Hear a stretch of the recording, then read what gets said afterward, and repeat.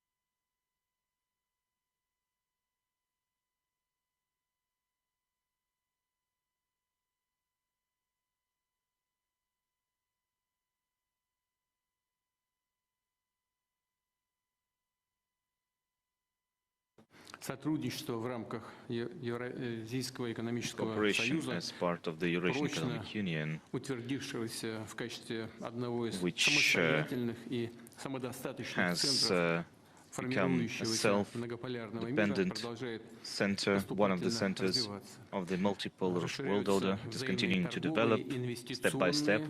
We are stepping up углубляются investment and кооперационные trade, связи участников deepening объединения. Все это cooperation приносит реальную between the выгоду members of the каждому из наших organization, государств. and this all benefits each member of this union and improves the well-being and lives of the people. It maintains and improves economic stability of the Eurasian Economic Union countries and the countries of the region. This is critically important given the turbulence in the global economy that we see nowadays.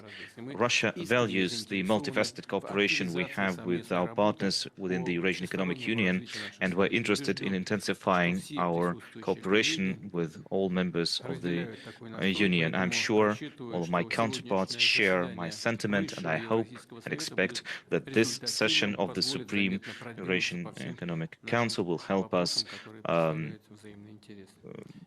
achieve further progress on all the matters that are of mutual interest. Now I'd like to give the floor to the President of Belarus, Mr. Lukashenko, as the current chairman of the Council. Please, you have the floor.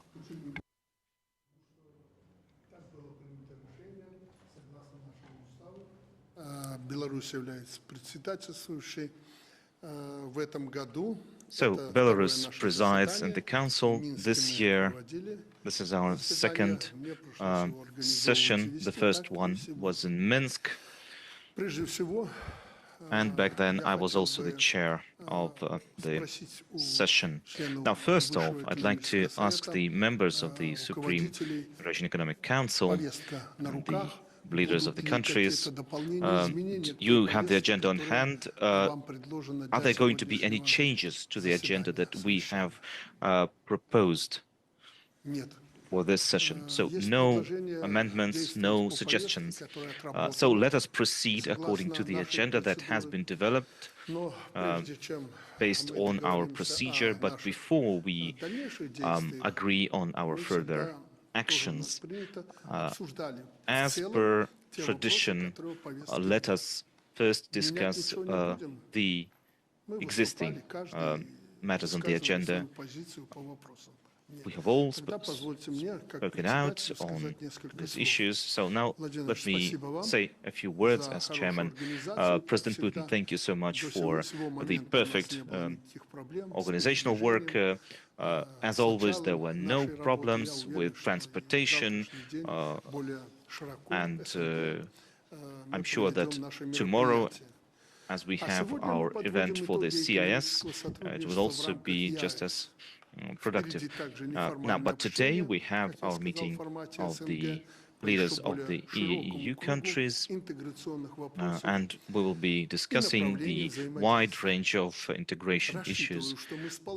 I expect that we will make use of this opportunity to discuss all of the relevant matters and consider the balance of interests of all members of this organization as we proceed towards the goals of integration. So the agenda today is very practical.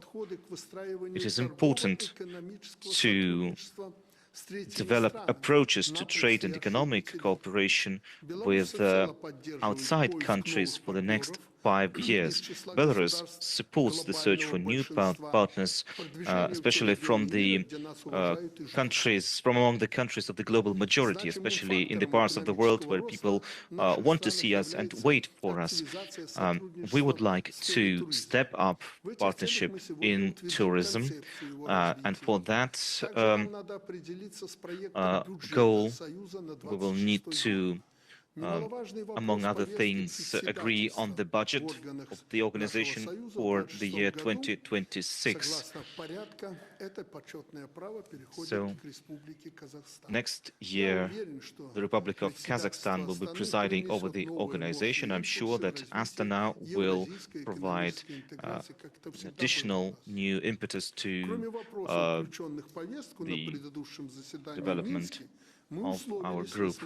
At the previous meeting in Minsk, we agreed to discuss the results of the strategic goals of integration that we planned for until year 2025. And so the chairman of the Commission will report to us about the results and provide the declaration for the economic goals of the organization until the year 2030 and year 2045. These are the plans that we agreed on before. Colleagues, while we have a lot of achievements, some problems still remain, no matter how much we talk about the positive results. We are postponing the creation of the common markets for pharmaceuticals, for other products. We see that some countries are not ready to join the connected and united financial market. There are certain problems with the transportation of goods, and new problems emerge. Unilaterally, some countries close off their markets using not just traditional means as before, by not providing licensing or preventing goods from moving between the border. There are other instruments at play as well. There are digital roadblocks that are being imposed right now. Unfortunately, we haven't seen much progress in overcoming these roadblocks. Now, common programs and projects are also lagging behind, unfortunately.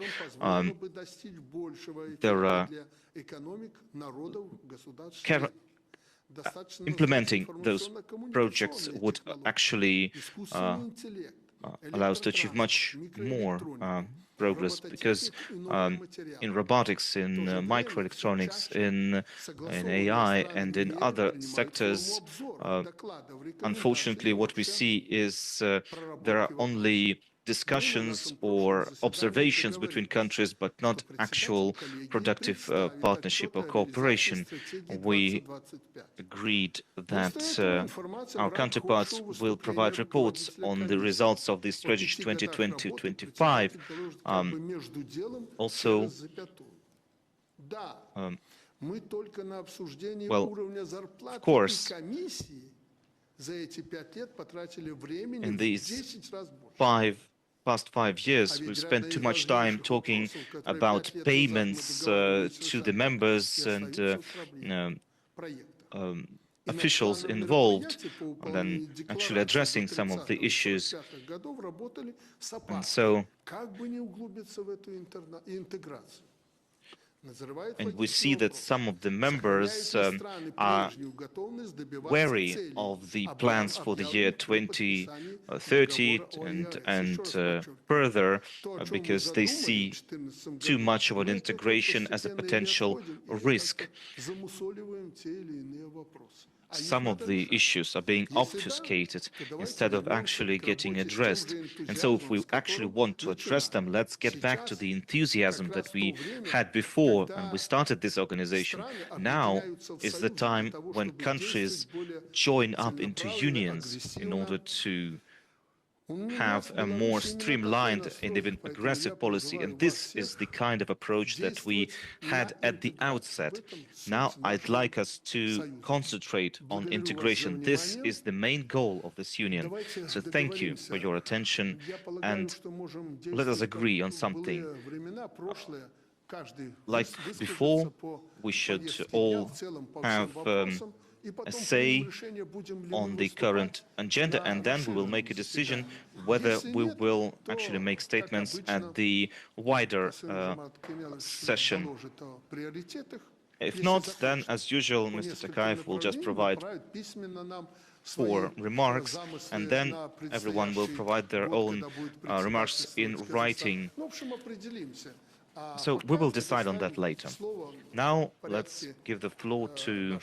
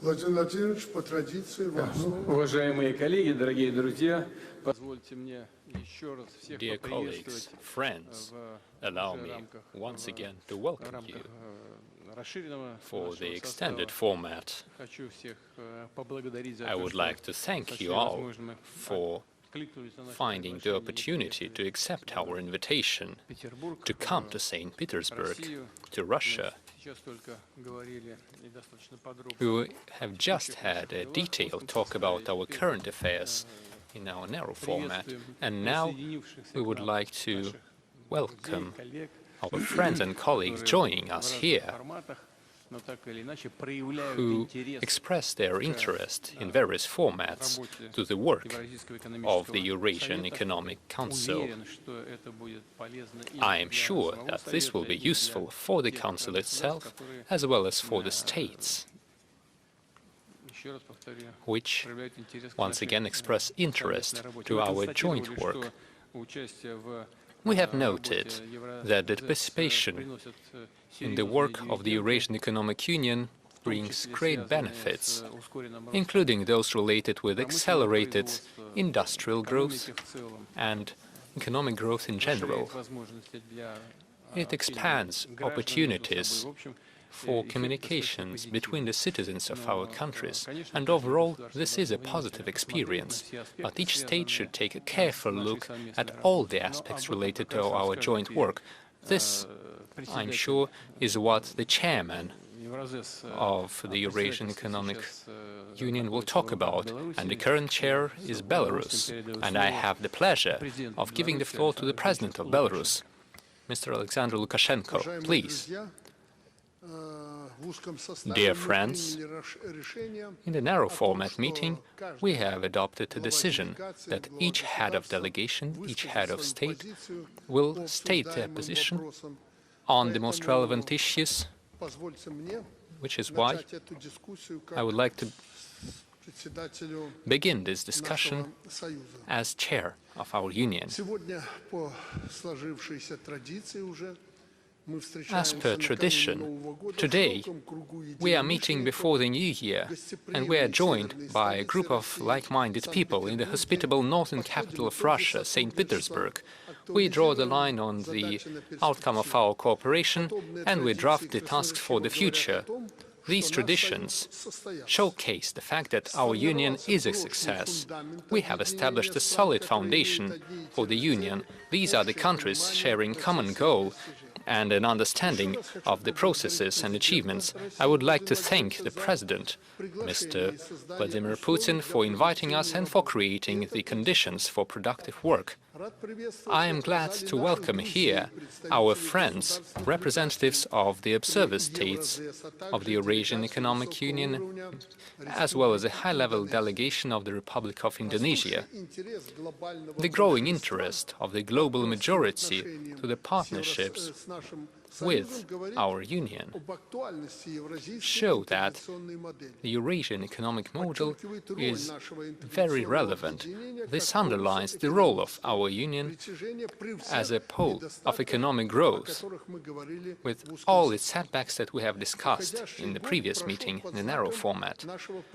This year was marked by our chairmanship, and we tried to bring a new breath and new energy to our economic integration processes.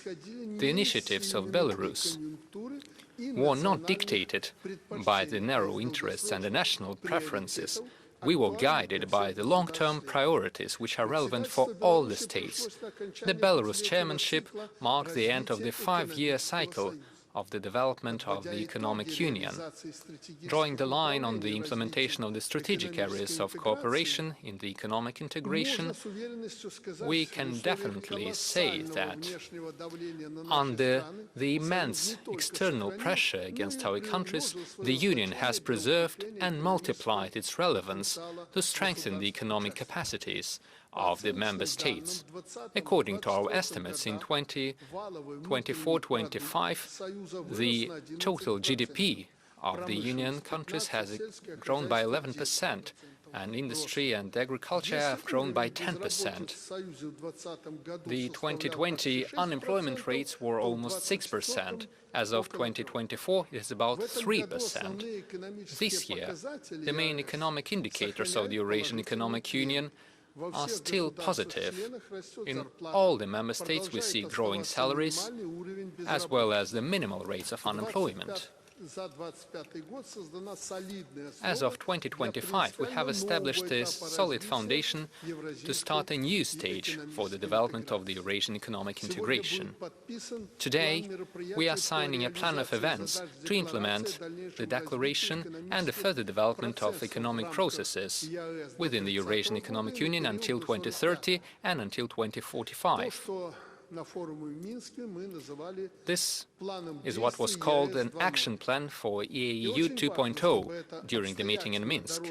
It is important that this roadmap truly becomes a new push to set the priorities for the Union to move forward. I will talk briefly about our key work areas. First, industrial growth and technological development.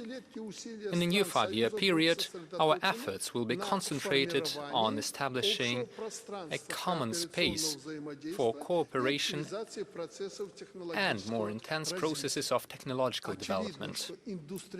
It is apparent that the industrial capacity of the EAEU has not reached its full capacity. I am sure that we are ready to implement specific cooperation processes and projects in the key areas of technology. We see growing interest from the real sector of the economy to the EAEU2 of financial support. Second point, cooperation in the area of agriculture. We need decisive steps in order to decrease our dependence on imports in this area down to the statistical errors. We need to make sure we can feed our citizens and also take a significant place on the global food market. We need to be consistent and persistent and disciplined. Moreover,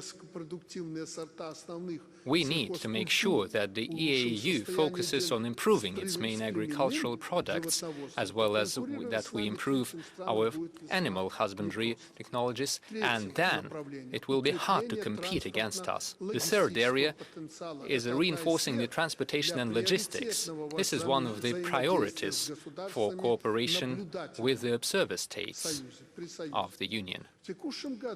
This year, we continued working on the Eurasian transport corridors and routes. We are paying significant attention to the digitalization of transportation and seamless transportation between the states. The EAEU should pay special attention to decisions in this area. The fourth point is the functioning of the domestic market of the Union.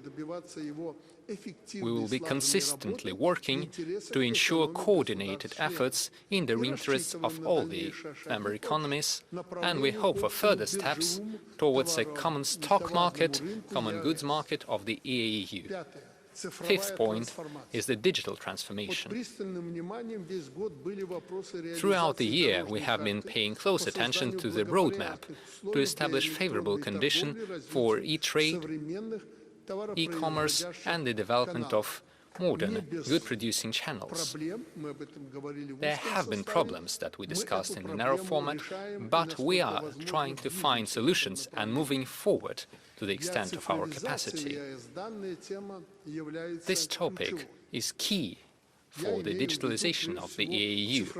I am first of all talking about the digital signature, especially in the context of state procurement.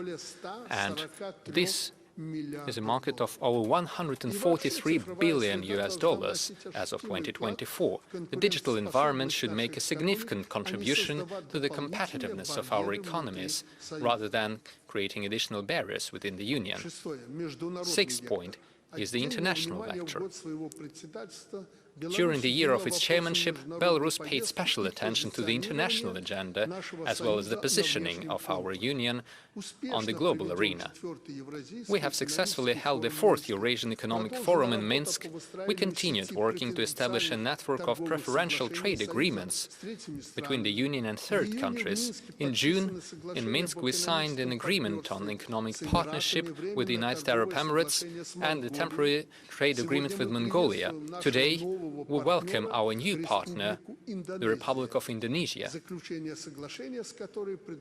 The signing of an agreement with Indonesia will be conducted on the sidelines of this summit. Currently, we are faced with the task of establishing a list of new partners. There are many willing countries. I believe that the Asian and African countries have many friendly nations who will manage to reinforce the economic capacity of the Union by signing new agreements with them. The voice of the Eurasian Economic Union is becoming stronger on international platforms, from Geneva to New York. Today, as we are working on the main areas of international activities of the Union for the upcoming year, we believe that we will give an additional push in this area to our effort. And the seventh point is humanitarian cooperation. This year, we tried to enrich our agenda with the matters of the humanitarian and social cooperation. We have adopted the main areas of cooperation in the area of sports. Today, we will adopt the concept of tourism development.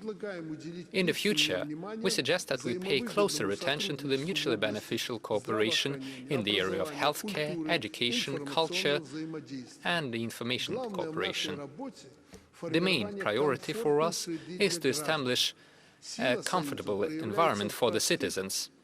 The strength of the Union is shown in the simple things: the lack of queues at the border, as well as the seamless opportunities for education and mutual recognition of education documents, the affordability of medical assistance and mobile connections, including roaming data, and the use of the traditional payment systems. We have something to work on in this area.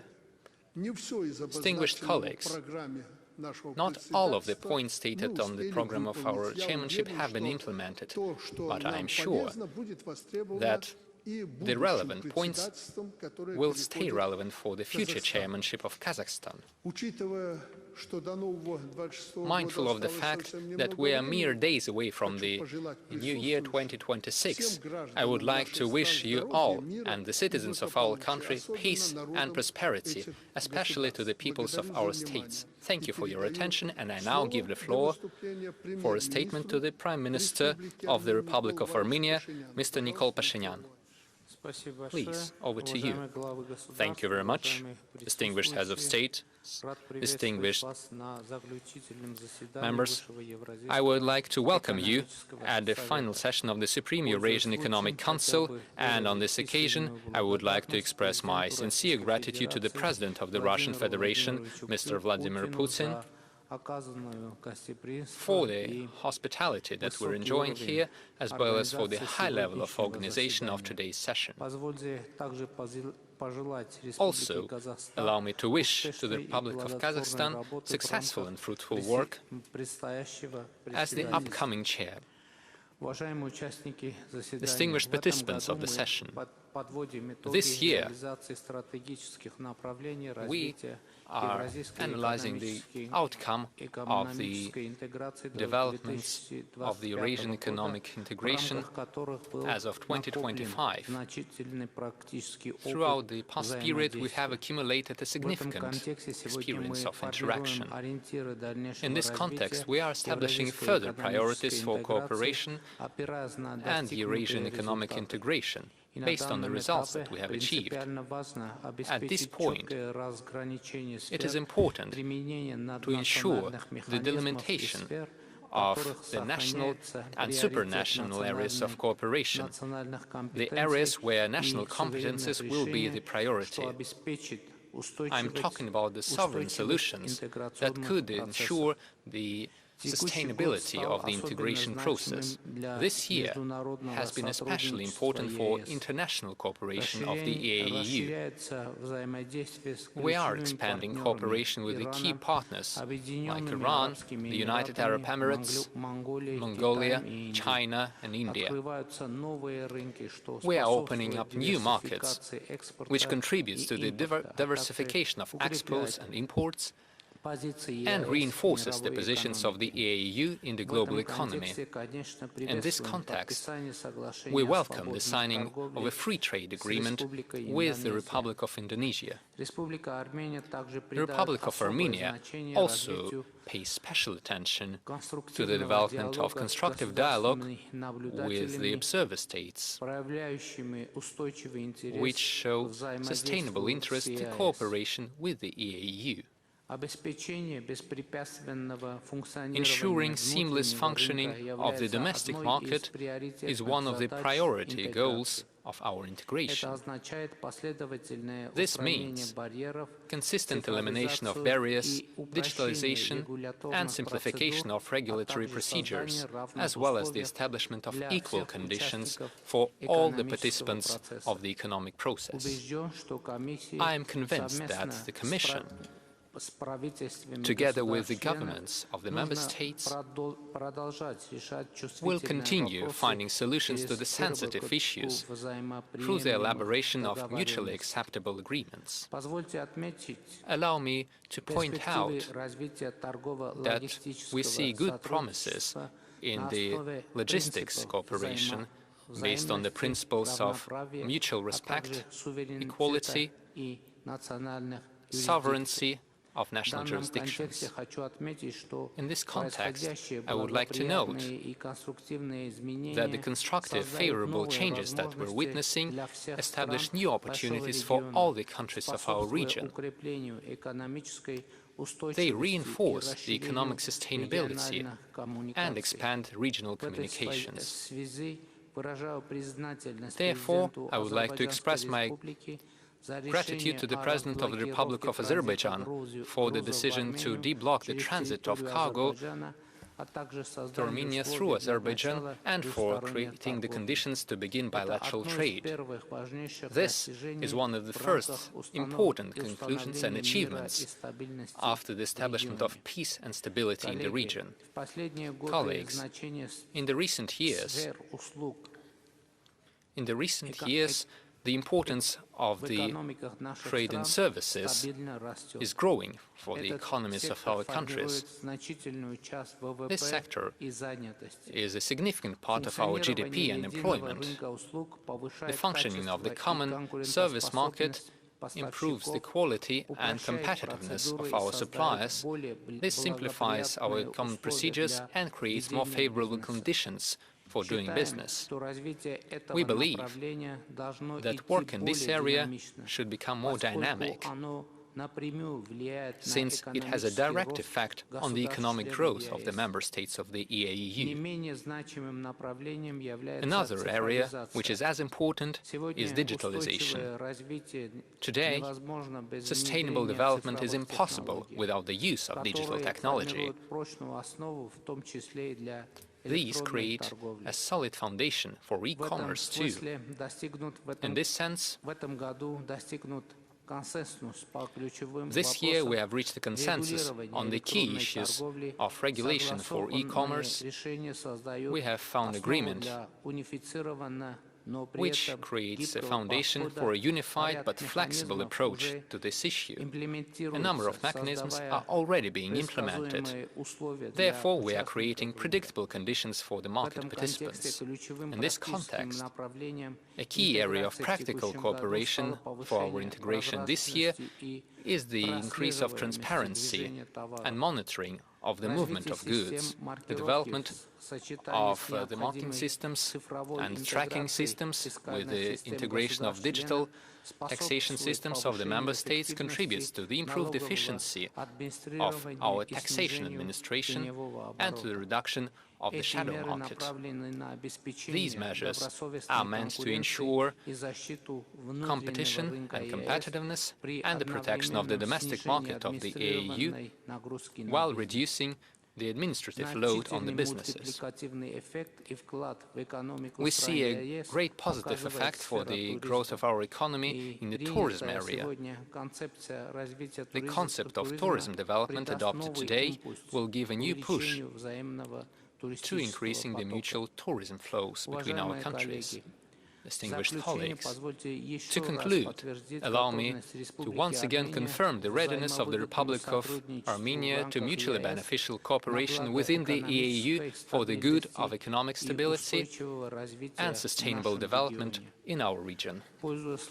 And on this occasion, I would like to congratulate you on the upcoming new year.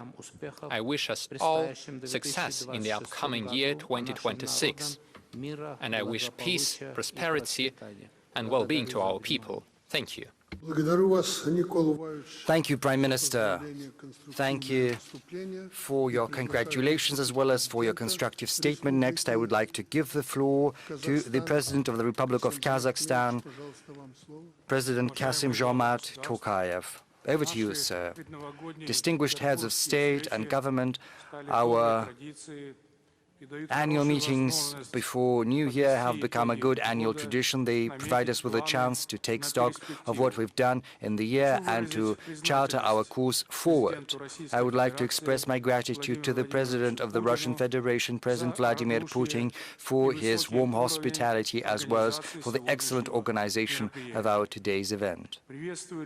I would like to welcome the leaders of the member states of the Eurasian Economic Union as well as the observer states and invited guests of our session. I would like to express my gratitude to the President of the Republic of Belarus, President Lukashenko, for his persevering and excellent work as chair of the Supreme Eurasian Economic Council, as well as for his detailed and useful report on what we've done of the last year. This year has been an anniversary year for the Eurasian Economic Union.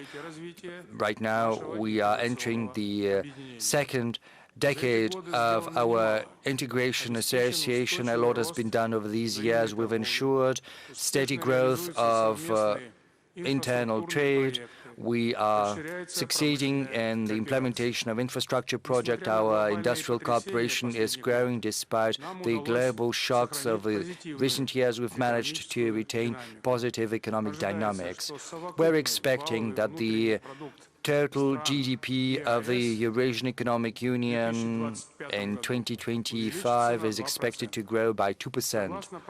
According to the estimates, in the next 2 years, the GDP growth will be steady, it will grow at a steady pace. Over these years that the Eurasian Economic Union has been in place, the total volume of investment has grown over $20 billion, whereas the inflow of investment in Kazakhstan, it has more than increased by more than 7-fold. It used to be 20 billion, 600 million, I'm sorry, and last year it was 4 billion.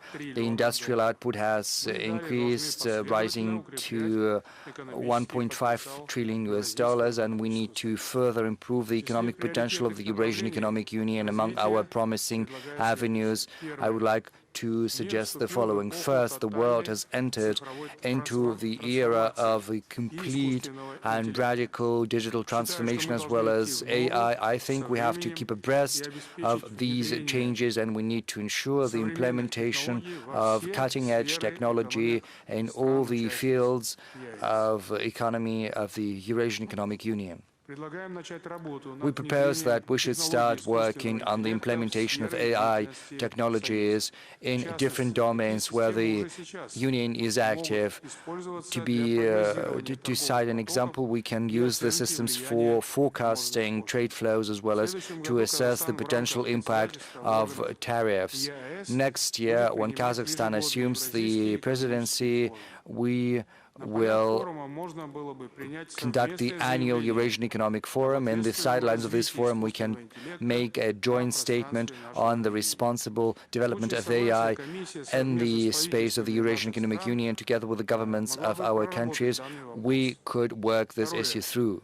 Second, the Eurasian Economic Union, quite legitimately so, is one of the world's transport hub, as they say.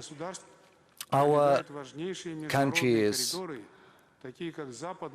have the main corridors from West Europe and China, Trans-Caspian route, North-South corridor. Together with our partners, Kazakhstan is actively developing international multimodal logistics centers, including from Russia, China, Azerbaijan, and other countries, as well as terminals for Romania and Hungary. So we're proposing that our partners should join this work with a view to optimizing the trade flows and decreasing the costs for transportation. We see huge opportunities in the development of Kazakhstan's sea infrastructure, in particular on the Caspian coast. Modern hubs and terminals in the main ports of the Caspian Sea can accommodate increasing volumes of cargo and freight, and for that we need an agreement on navigation which will give an impetus to the development of the transit potential of all of our member states. Middle East, Africa, Southeast Asia, all of that is going to be easily accessible through the Trans-Afghan corridor, but we need to improve the capacity of the railroad from Russia to Turkmenistan, to Afghanistan, to Pakistan. The financial support of the Eurasian Bank of Development could be a huge help in that regard. Our priority still remains ensuring seamless logistics through enhancing customs procedures and through building a uniform and single digital corridor. We need an integrated system for automated management of cargo flows with the use of AI technologies. In general, Kazakhstan proposes pulling our efforts together with a view to building a competitive transport and logistics framework for the Eurasian Economic Union, which is going to be integrated in the global supply chains. Third, we need to concentrate on developing new industrial production capacities which are oriented towards building such produce with high value added that is in demand in the world markets. According to the forecasts of experts of the Eurasian Bank, additional opportunities for production and for exports in the Eurasian Economic Union are estimated at $67 billion. Once this potential is fully tapped into, the overall growth effect can rise as high as $500 billion. But to do that, we need to improve our industrial cooperation, and for that, we need investment into breakthrough disruptive projects. Another important avenue is our partnership in agriculture and related industries. Through pulling our efforts together, we can turn the Union into one of the main exporters and main suppliers of food. We have everything in place for that, as far as resources go. And an important role is destined to be played by supporting our agricultural companies. In particular, we need to improve the productivity of our agriculture, ensure demand for agricultural production, and we also need to set up sustainable and reliable channels of supplies to third countries, and that is why complete digitalization as well as AI implementation take on a strategic importance. Fourth, we need to fully eliminate the practice of administrative barriers in our mutual trade. We have to lift artificial barriers to put an end to kilometer-long lines of cargo transport at the border. We have to improve transport of phytosanitary, veterinary controls. They should not be used as an instrument for pushing through some particular decisions within the Eurasian Economic Union. Over the years that the EU has been in place, we've adopted a great number of documents aimed at ensuring barrier-free environment. We have to strictly stick to mutual obligations and commitments, and we have to remove bottlenecks in a timely fashion. In order to find potential barriers in a timely fashion, the Commission has to contemplate possibly using AI for monitoring trade legislation of the member states. In order to ensure barrier-free market as well as free flow of goods are our priorities, and they have to remain as such. Our societies, our companies have to feel practical benefits from that. We also need to expand the geographic scope of our trade and economic cooperation. This year, we saw the signing of the agreement on an FTA with Mongolia, as well as an agreement on economic partnership with the UAE. I think these are not just important, this is imperative. A similar agreement is going to be signed today with Indonesia, something which we welcome. This is the fruit of our joint labor. This also testifies to growing interest among third countries in improving ties with the Eurasian Economic Union. In the near future, we believe it important to expand the Union's cooperation with the Global South, the Arab world, Southeast Asia, as well as Africa. We have to pay particular attention to cooperation with such important associations as the SCO, ASEAN, as well as other blocs. Distinguished colleagues, we're up against tall tasks, and we need to coordinate our actions for that, as well as a resolute will. Next year, this responsible mission of a chairmanship is going to be incumbent on the Republic of Kazakhstan. We are resolute to further work together, something which is going to be the guarantee of new accomplishments. It'll also help improve the well-being of our nations. As we've agreed, the next meeting of the Supreme Eurasian Economic Council is going to take place on the 28th, the 29th of May in Astana. I would like to take this opportunity to express my gratitude to His Excellency President Lukashenko for his successful chairmanship of the Republic of Belarus in the year that is coming to an end, and I would like to take this opportunity to congratulate all of you on the new year. I would like to wish you good health and all the best. Thank you for your attention. Thank you, President Tokayev, for your statement. It was very pleasing to hear that the priorities that have to be emphasized in the long term and that were proposed in the chairmanship of the Republic of Belarus have not been rejected by the next chair. I would like to give the floor next to the President of Kyrgyz Republic, President Japarov. Over to you, sir.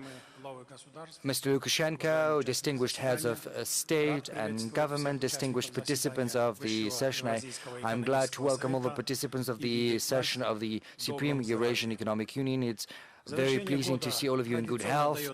The end of the year is a traditional opportunity to compare notes, to take stock, and as well as to set the priorities, practical priorities for the future. It is in such a business-like environment that the Union has proven to be efficient over the recent years. Distinguished colleagues, taking stock of the year that is drawing nigh to an end, we can say that thanks to our common efforts, the Union have proven to be resilient. This year was full of different events which were important for the social and economic development of the member states of the Union. Despite the external instability that persists, we've managed to ensure the internal sustainability and resilience of the Union, improve domestic markets, and improve cooperative ties.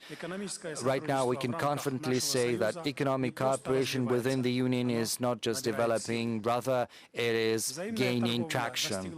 Our mutual trade has reached almost $100 billion, and these are not just simple figures. This is testimony to mutual trust, mutual support, as well as real interest among our countries in one another. Moreover, there is a huge potential in mutual trade which has not been fully tapped. What we need and implement are efficient measures aimed at improving mutual trade in our common trade. Mutual trade is a practical indicator of integration. The fewer barriers, the less the costs are, the more sustainable the Union is going to be, and the more competitive to boot. That said, this year, the internal Union's market has seen a great deal of work on identifying potential barriers. And however, despite the accomplishments we have to show, we still run into difficulties that require additional attention as well as coordinated action. I believe it important that when national decisions are made by member states, they have to fully take into account the need to ensure transparent and predictable trade environment, because that is the prerequisite for sustainable functioning of the market as well as for the integration within the Union. This is also a prerequisite for further growth of mutual trade, whose potential is yet to be fully realized. This is also an indicator of economic activity as well as an indicator of mutual trust and real interest between our countries. As far as Kyrgyz Republic is concerned, this year has not been an easy one, and yet we've managed to retain some positive dynamics. Over the last 11 months, our GDP has grown by more than 10.2%. We see growth in industry, construction, agriculture, but behind these figures, we see our common work, thousands of companies, millions of people who believe in the potential of the single market of the Eurasian Economic Union. Currently, we see a growing number of cooperative projects. Each and every project is another step towards a more competitive and sustainable economy for our region. Distinguished participants of the meeting, amid rapid economic changes, volatile environment in the world markets, we need to ensure the sustainability of fundamental sectors of our economy, which takes on a particular importance. And against that background, economic stability emerges to the forefront, and food security is not just an abstract goal. This is our direct responsibility before our citizens. I believe it important and necessary for us to agree on concrete measures that would help us improve our agricultural and industrial sector, provide us with food, to support farmers, and attract investment into modern technology and production. At the same time, our attention is fixed on the common market of oil and oil products of the Eurasian Economic Union, which is a key element of our energy cooperation.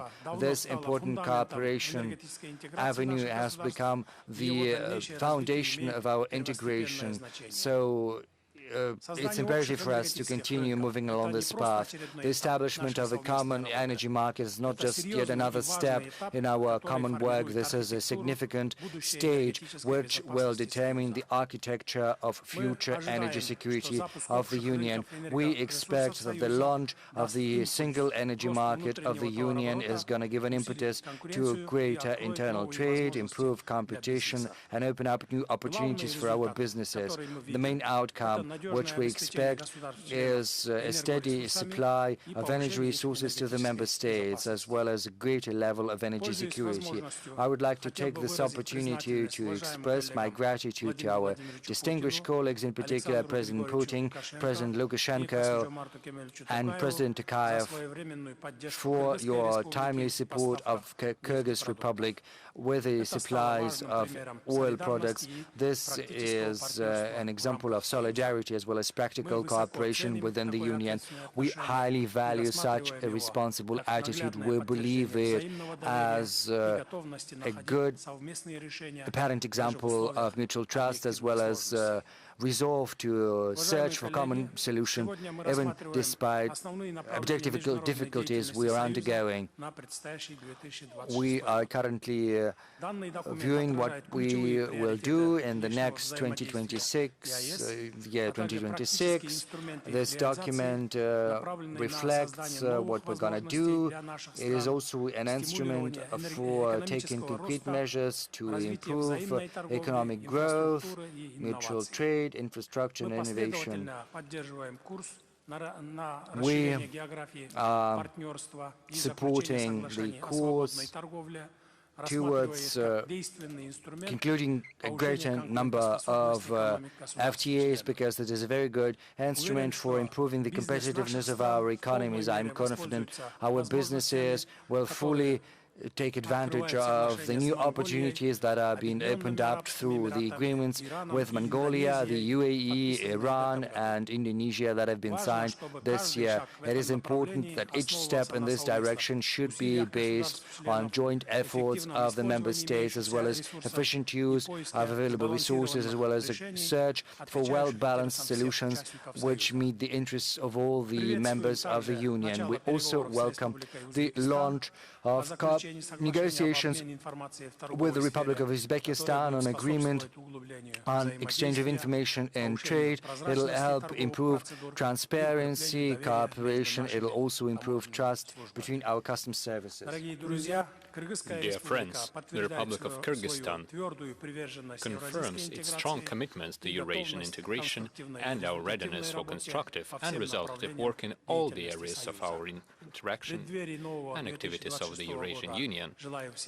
I wish you all a happy New Year 2026. I wish you all and to all your people good health, peace, stability, and confidence in the future. Thank you. Mr. Shaparov, thank you for your optimistic statement. I now give the floor for a statement by the President of the Russian Federation, Mr. Vladimir Putin. Dear friends, as stated by the colleagues, our cooperation within the Eurasian Economic Union is developing quite successfully. We make a true contribution to the economic growth of the member states and to increasing the income of the businesses, and most importantly, to increase and improve the quality of life and well-being of the people. This year, our economies are showing a strong positive dynamic.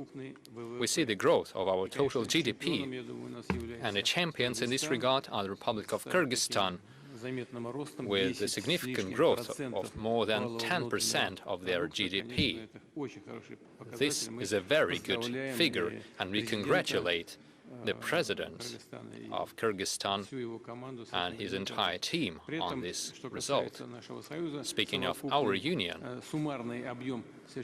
The total volume of, for example, oil production of agricultural products has increased by more than 2%, retail trade has increased by 3%, and construction by 4.7%. The share of non-energy exports from Russia to the Eurasian Economic Union this year has increased by almost 20%, up to $32 billion out of the overall trade turnover of $73 billion over the 10 months.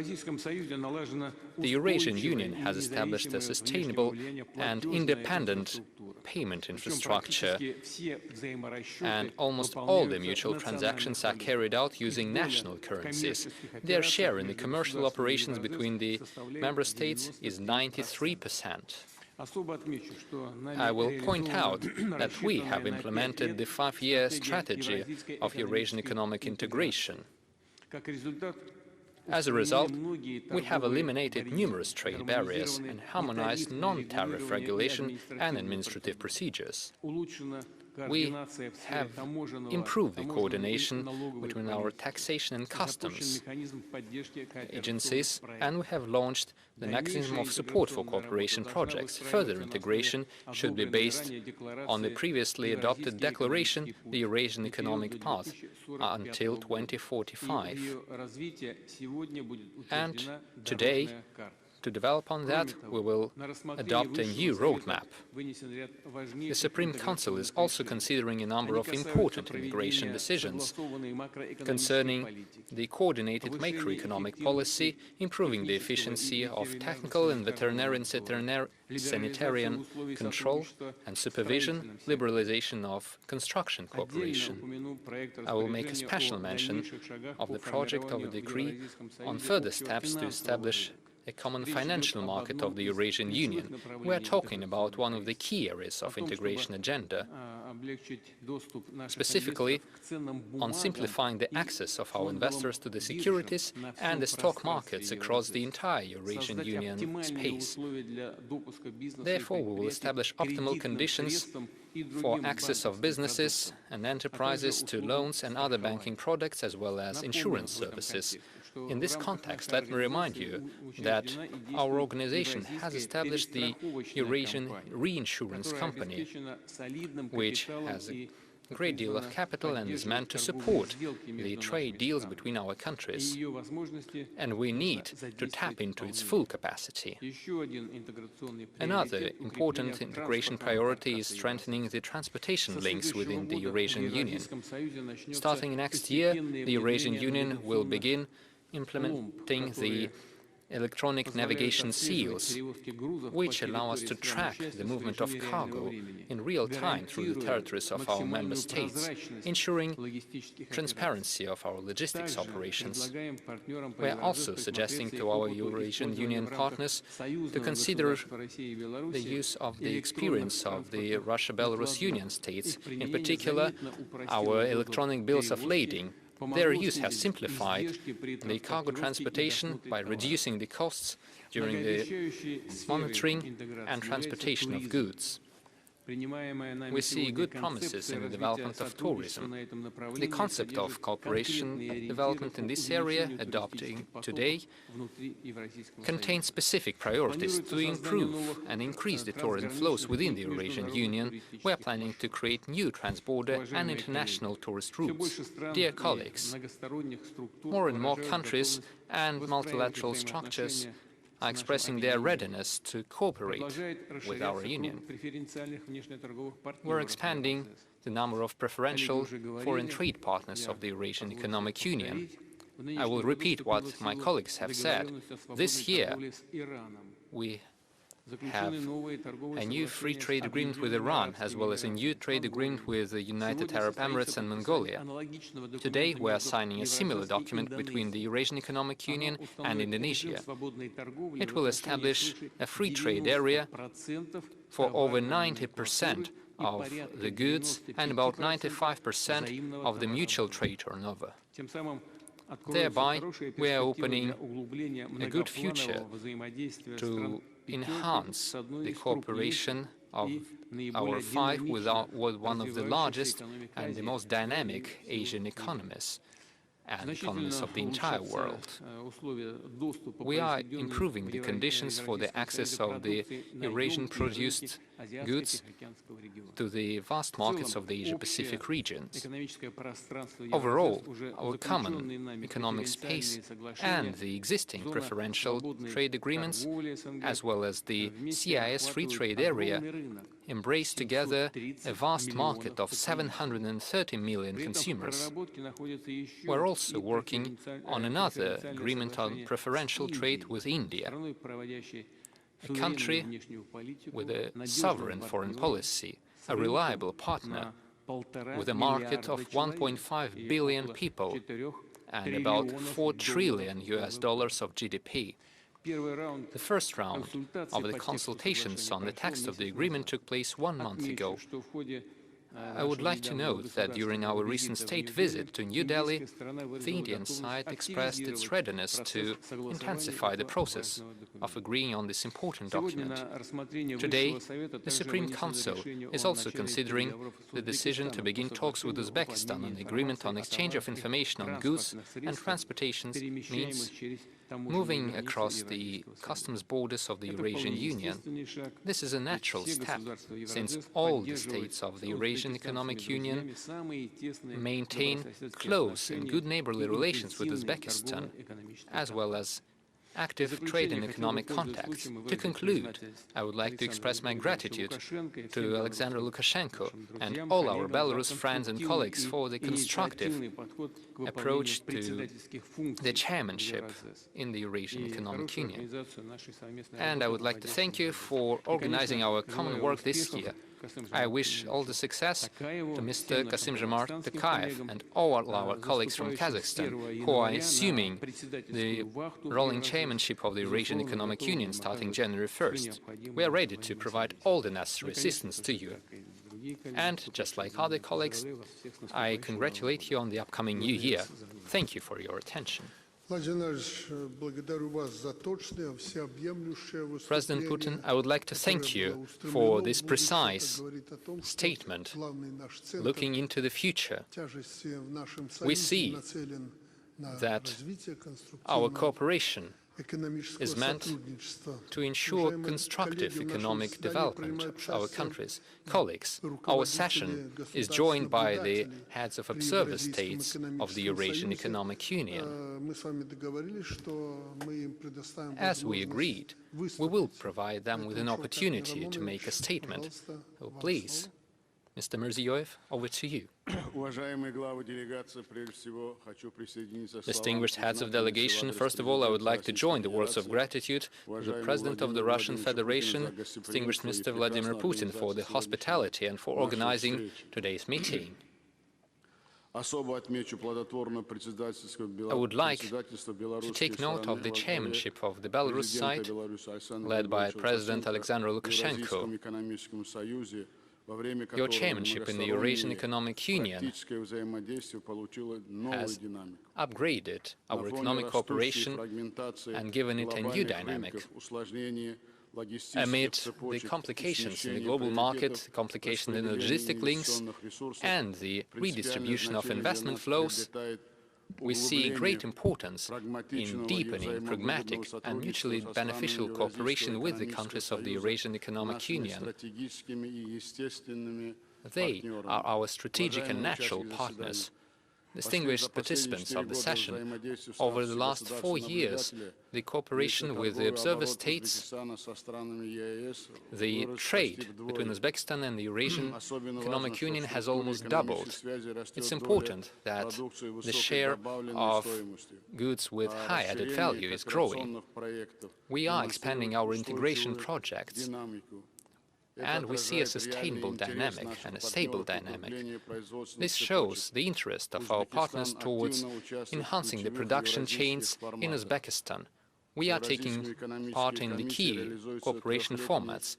We are working on a 3-year plan with the Eurasian Economic Commission. It includes 40 specific projects in the area of trade, industry, finance, agriculture and transportation.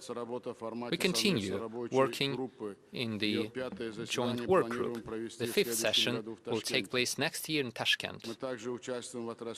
We also take part in industrial programs and sectoral programs of the EAEU to digitize the cargo transportation and our common efforts to fight against climate change. We welcome the decision to begin talks to sign an agreement on exchange of information on goods and transportations moving across the customs border of Uzbekistan and the Eurasian Economic Union. We believe that the trans-border exchanges will enhance the efficiency of border controls, would reduce the delays and contribute to the integration of our transportation systems with the Eurasian corridors. The admission of Uzbekistan to the Eurasian Development Bank is an important step to enhance our cooperation. Together with the bank, we have established a number of promising projects in the area of energy, metalworks, industry and other important areas. Dear colleagues, I would like to speak briefly about our priorities of expanding cooperation with the EAEU. Firstly, our key goal is eliminating the existing trade barriers. We believe it necessary to intensify the coordination between the CIS and the EAEU institutes to ensure rapprochement between the rules and sanitary norms of our countries. We believe it necessary to establish a roadmap to reduce the unnecessary procedures and to unify the common requirements. We need to ensure we find solutions to the administrative issues regarding the customs regulations. Therefore, we suggest creating a joint coordination group of Uzbekistan and the EAEU on tariff and non-tariff barriers. Secondly, we pay special attention to the development of industrial cooperation. Together, we need to establish a list of projects in machine building, energy, the agricultural area, the chemical industry and other industries. And due to Uzbekistan joining the Development Bank, I believe it necessary to define the key priorities for our development and to develop a roadmap of the priority infrastructural and green projects and to support the small and medium-sized businesses. We are convinced that the bank can become a source of financement as well as a catalyst for drawing investments to the integration projects. Thirdly, we intend to intensify cooperation in the digital technology area. We suggest working on a joint roadmap with the Eurasian Economic Commission on integrating our digital platforms, including the digital seals and digital marking systems. The introduction of digital technology in the customs and the introduction of a seamless transportation model are important areas too. Fourth point, we would like to join the EAEU technological platforms in such areas as biomedicine, new materials, agrotechnology, energy and robotics. Fifth point, we are also ready to join the work on the integrated information resource in the area of tourism. This approach would ensure integration between the tourism areas of our countries. Dear friends, Uzbekistan is committed to expanding practical cooperation with the EAEU. I would like to wish success to the President of the Republic of Kazakhstan, Mr. Kassym-Jomart Tokayev. I congratulate him on assuming the chairmanship of the EAEU. I would like to congratulate all of you and your people on the occasion of the upcoming new year. I wish you peace, well-being and prosperity. Thank you very much.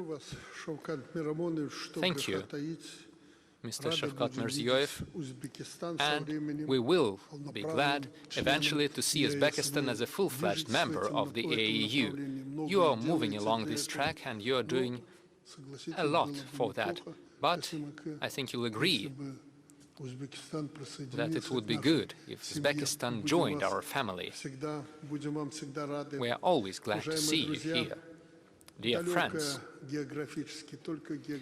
we are moving on to a geographically distant country of Cuba, and our colleague, Miguel Diaz-Canel Bermudez, he will give a video address to us. Please, I will ask to turn on the video address. Глубоко уважаемый господин президент Российской Федерации Distinguished Владимир Владимирович President Путин. of the Russian Глубоко Federation, уважаемый Vladimir господин Putin. президент Республики Беларусь и Distinguished председатель President of органов the Republic Евразийского of Belarus экономического союза and the chair Александр of the Григорьевич Eurasian Лукашенко. Economic Union, Mr. Alexander Глубоко Lukashenko. уважаемые главы делегаций Distinguished heads of государств-участников delegations of the member Высшего Евразийского participants экономического of the совета. Supreme Eurasian Economic От имени Council. Кубы In the разрешите name of передать Cuba, братский привет allow me народу to и send brotherly правительству welcome России, to the people принимающей and the это government заседание of Совета Russia в Санкт-Петербурге, hosting городе, the session который of мы the Council особенно in St. любим, Petersburg, the и с city которым that we расширили all связи в love, различных областях. the city that Благодаря contributed to ценному the expansion содействию of our links in губернатора various areas, Александра Дмитриевича thanks to the Беглова, contributions of the кого мы governor, имели Mr. честь Alexander недавно Beglov, принимать в whom Гаване. we recently hosted in Havana. Мы хотели бы выразить We would особенное like to признание express Республике our Беларусь, special gratitude to принявшей the Republic of председательство Belarus, ЕАЭС в этом which году, assumed the за ее chairmanship of the позитивную EAEU и this year. серьезную работу We во thank главе you органов for your Союза. constructive work as chair. Участие Кубы в этом заседании Cuba's Совета имеет participation in особенное this session значение, has special поскольку importance, исполняется 5 лет since с we are момента celebrating получения ею the статуса 5th anniversary государства-наблюдателя of Cuba в Евразийском obtaining the observer экономическом status союзе, in the Eurasian молодой Economic организации, Union. но энергично развивающейся This is a с young момента organization, своего создания. but it is В ее состав actively входят государства, developing. члены и It государства-наблюдатели, с includes которыми нас member связывают states and исторические observer братские states with узы, whom we и с share которыми нас historical объединяют brotherly общие links. принципы, ценности We share и common видение в плане principles, формирования более values, and справедливого и visions равноправного of миропорядка. establishing a 5 more лет fair and назад just мы не world только order. придали 5 years официальный ago, статус нашей связи, но we и открыли officialized our стратегическую главу status, диалога и and we сближения opened во a new имя chapter of будущего, strategic которое dialogue требует роста in the name of взаимообмена, a future интеграции и that requires сотрудничества. more integration and cooperation amid a complicated international agenda marked by the policy of unilateralism and ignoring multilateral institutions and violations of the UN Charter and the principles of international law, amid the use of forced unilateral measures meant to strangle the economies and to punish entire peoples. The union of our countries is a bulwark of agreement, of cooperation and dialogue. Cuba decisively rejects such illegal practices and expresses deep gratitude to the member states and observer states of the Union for supporting the resolution demanding putting an end to the economic and financial blockade imposed by the United States against our country. For the 33rd time, the resolution was adopted by the majority of votes at the UN General Assembly, despite the unprecedented pressure exerted by the current government of the United States. Distinguished colleagues, apart from the great challenges humanity is facing, we also see the new U.S. national security strategy and the so-called Trump amendments to the Monroe Doctrine. The government of the United States is openly trying to impose the idea that the Western Hemisphere is the exclusive zone of influence of this country. We also noticed their outrageous concept of peace through force. These are blatant violations of the principles and purposes of the United Nations Charter and international law. They are also proclaiming the Latin American region as a zone of peace. Cuba has warned the global community of the dangerous military escalation in the Caribbean region by the U.S. government. The deployment of the Navy forces in our region and the threat of a military attack on Venezuela showcase the imperialist, hegemonist, and criminal goals of the administration of the White House. We confirm our solidarity with the brotherly Bolivarian Republic of Venezuela. We decisively condemn the acts of maritime terrorism by the U.S. government against a vessel off the shores of Venezuela. Distinguished heads of delegations, over these 5 years, being an observer state in the Eurasian Economic Union, Cuba has got a chance to fully appreciate the significance of ties between Cuba and the Union, as well as the accomplishments we have to show for in our aspiration to a wider and more efficient cooperation. We reaffirm our common position in favor of a new world trade and financial order which is going to be more just and beneficial to the development of our countries, especially for the cooperation among the global south. Equally, we highly appreciate the potential of the mid-term and long-term goals of the Eurasian Economic Union and the Eurasian economic path in the declaration where science and innovation are prioritized. In particular, since Cuba is also prioritizing them and its social and economic development. The fourth session of the Commission on the Cooperation between Cuba and the Eurasian Economic Commission. It took place during the international exhibition in Havana. It gave us a chance to objectively assess the main results and to define our common goals. We see that we are efficient in accomplishing the goals that have been included into the agreement on cooperation between 2025. We are starting to build the new plan for 2026-2030, including the roadmap for the implementation of this plan. We have identified the potential for mutually beneficial projects in biotechnology, pharmaceuticals, tourism, industry and transportation. This breakthrough will happen in parallel to internal reforms carried out by our government with a view to correcting our mistakes and rebuilding our economy. Among the main avenues, I would like to mention better environment for foreign investment. In this context, we would like to say that we want the Union's capital to find a reliable partner in Cuba as well as fertile soil for mutually beneficial agreements. Excellencies, over the 5 years of cooperation, we've managed to make headway in assessing real opportunities as well as complementary economic sectors of our countries, such as biotechnology and pharmaceuticals, whose potential is being tapped into by Cuba because it opens up opportunities for strategic alliances together with funding, technology, and the market of the Eurasian Economic Union.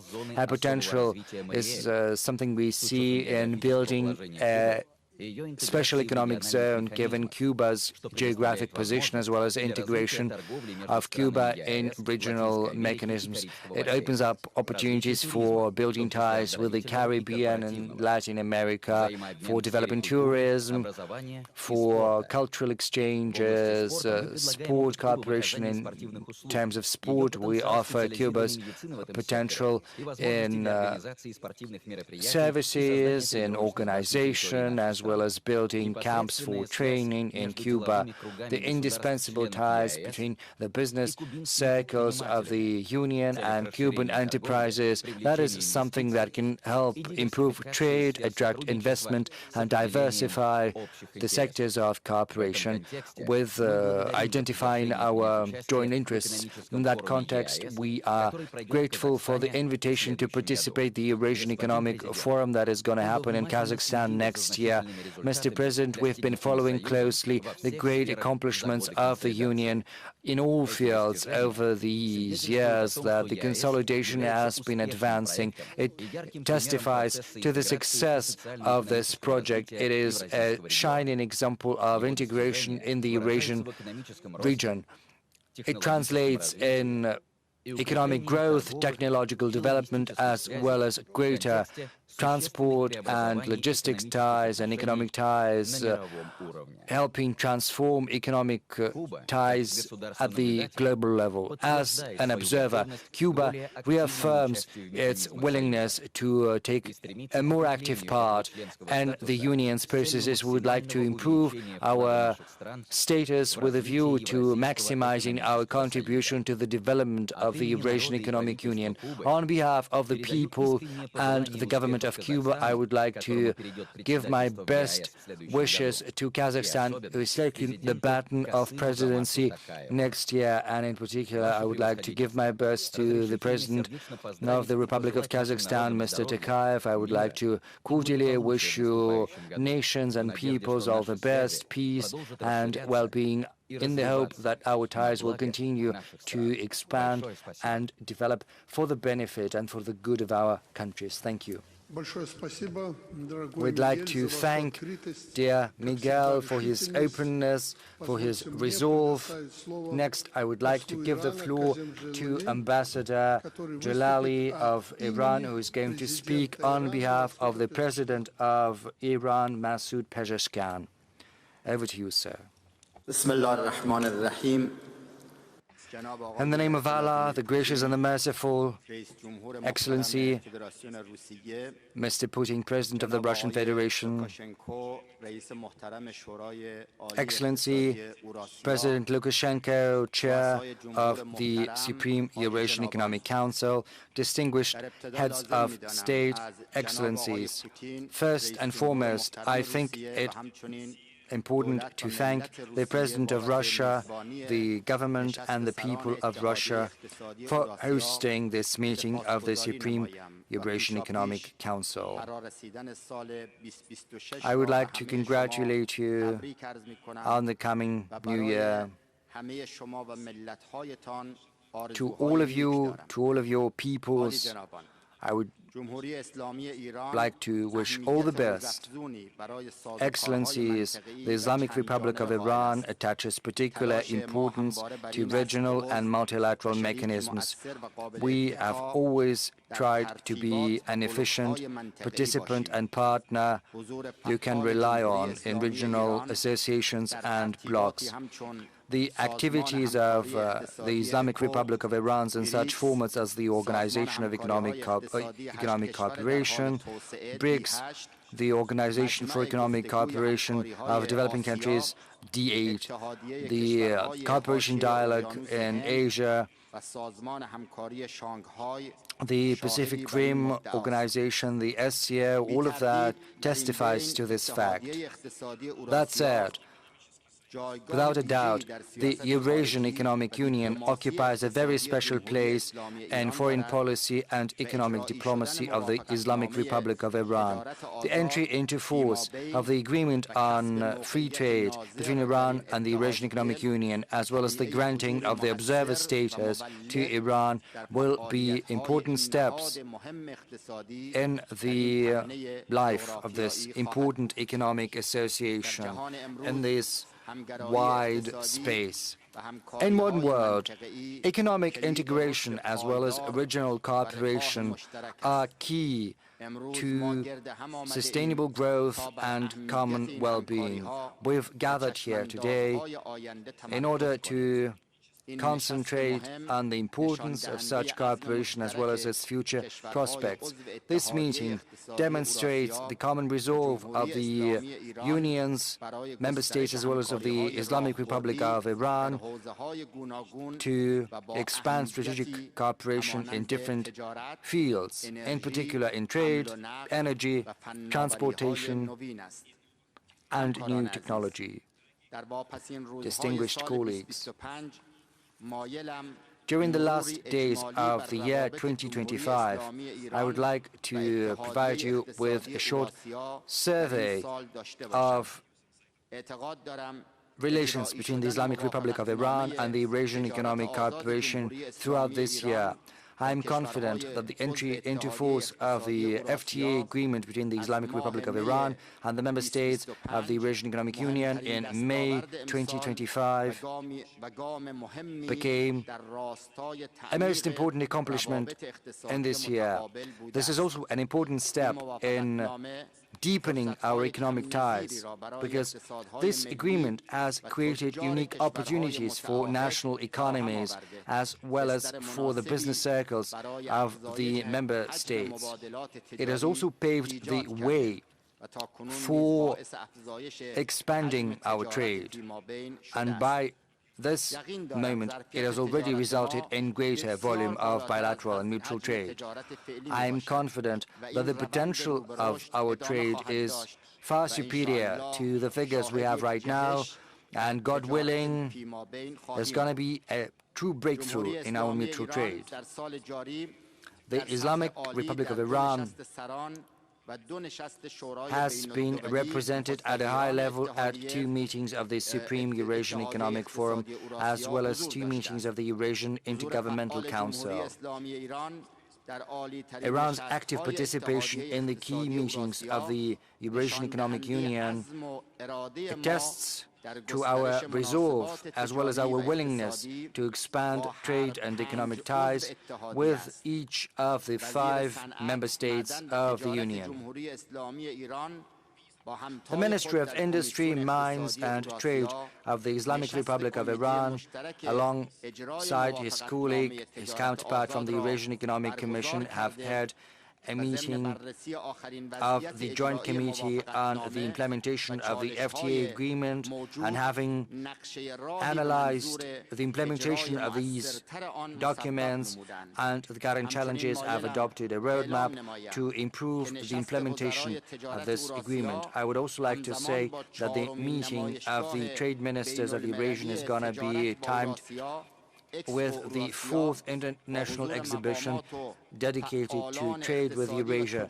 It's called Eurasia Expo, and it's going to be attended by officials, economic operators, as well as business circles of the Eurasian Economic Union, as well as certain neighboring countries.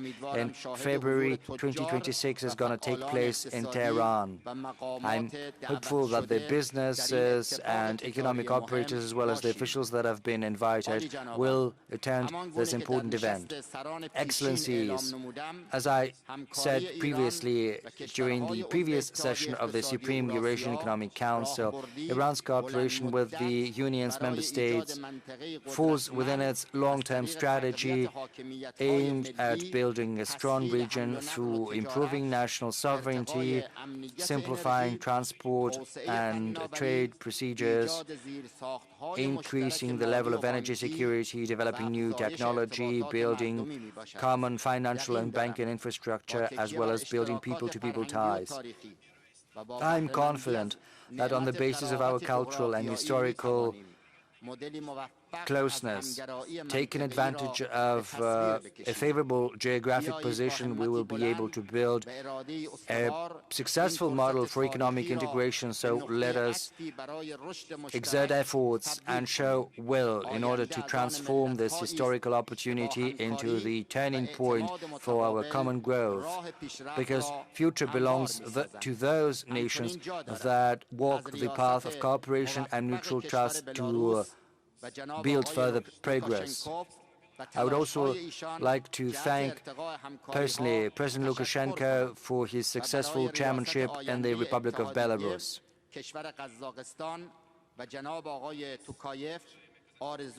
And to His Excellency President Tokayev, I would like to wish you every success. In conclusion, I would like to wish success to this meeting, as well as to the governments and peoples of the Eurasian Economic Union. I wish you good health, well-being, and a clear sky. And once again, I would like to thank President Putin. Thank you, Ambassador. Next, I would like to give the floor to the Ministry of Trade of the Republic of Indonesia, His Excellency Mr. Budi Santoso. Over to you, sir.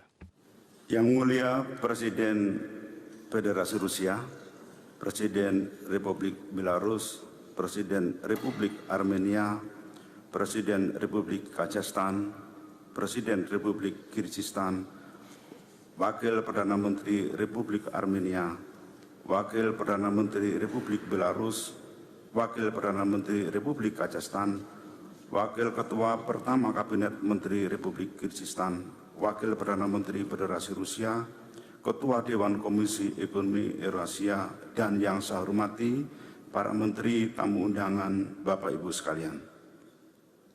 Превосходительство президент Российской Федерации, президент Республики Беларусь, премьер-министр Республики Армения, президент Республики Казахстан, президент Кыргызской Республики, заместитель премьер-министра Республики Армения, заместитель премьер-министра Республики Беларусь, заместитель премьер-министра Республики Казахстан, заместитель первого председателя Кабинета министров Кыргызской Республики, заместитель премьер-министра Российской Федерации, председатель коллегии Евразийской экономической комиссии, уважаемые министры, гости, дамы и господа.